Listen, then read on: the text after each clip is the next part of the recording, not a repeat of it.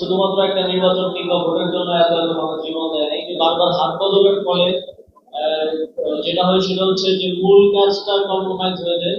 আমরা চেষ্টা করবো এটা যাতে সামনে আর না হয়। ঠাকুরগাঁও জেলার আহতদের সাথে গতকাল রাতে কয়েকজনের সাথে আমার তাদের প্রতিনিধির সাথে কথা হয়েছে এবং বিরোধী ছাত্র আন্দোলনে যারা এখানে কাজ করছে তাদের সাথে কথা হয়েছে।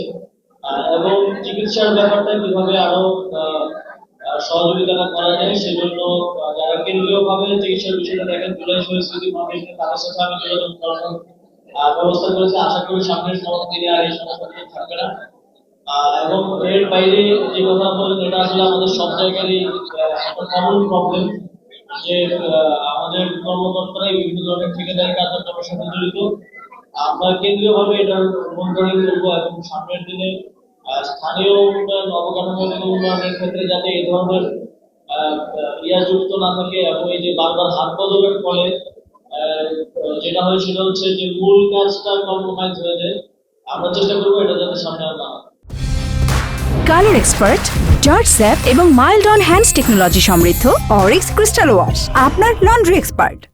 আপনারা জানেন এই গণঅভ্যুত্থানের এই এক দফা ছিল, সেই এক দফা ছিল স্বৈরাচারী শেখ হাসিনার পতন এবং ফ্যাসিবাদী ব্যবস্থার বিলোপ।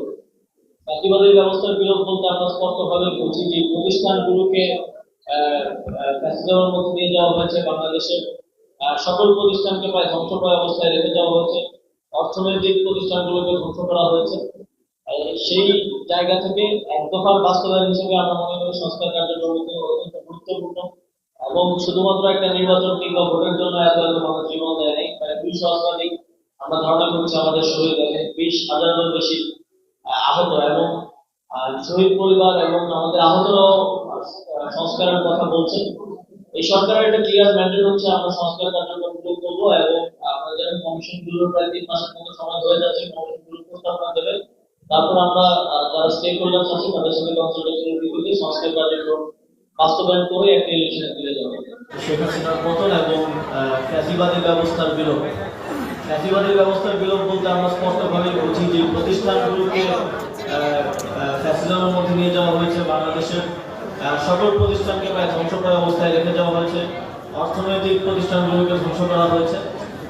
সেই জায়গা থেকে এক দফার বাস্তবায়ন হিসেবে আমরা মনে করি সংস্কার কার্যক্রম অত্যন্ত গুরুত্বপূর্ণ। এবং শুধুমাত্র একটা নির্বাচন কিংবা ভোটের জন্য এত এত মানুষ জীবন দেয় নাই। প্রায় 200 আমরা ধারণা করছি আমাদের শহীদ এবং 20,000-এরও বেশি আহত এবং শহীদ পরিবার এবং আমাদের আহতরাও সংস্কারের কথা বলছে। এই সরকারের একটা ক্লিয়ার ম্যান্ডেট হচ্ছে আমরা সংস্কার কার্যক্রমগুলো করবো এবং আপনার জানেন কমিশনগুলোর প্রায় 3 মাসের মতো সময় হয়ে যাচ্ছে। কমিশনগুলো প্রস্তাবনা দেবে, তারপর আমরা যারা স্টেক হোল্ডার্স আছে তাদের সাথে কনসালটেশনের ভিত্তিতে সংস্কার কার্যক্রম বাস্তবায়ন করে একটা ইলেকশনের দিকে যাবো।